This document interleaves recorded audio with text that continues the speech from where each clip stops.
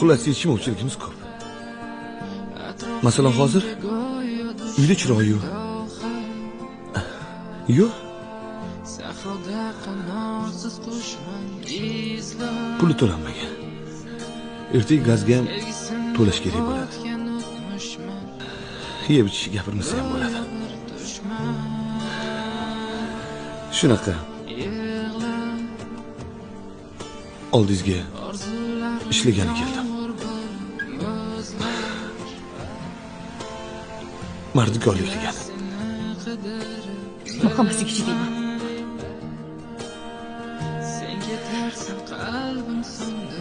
Osmonda uchib yurgandan ko'ra ruxsat bersangiz ishim boshlasam. Chidayman.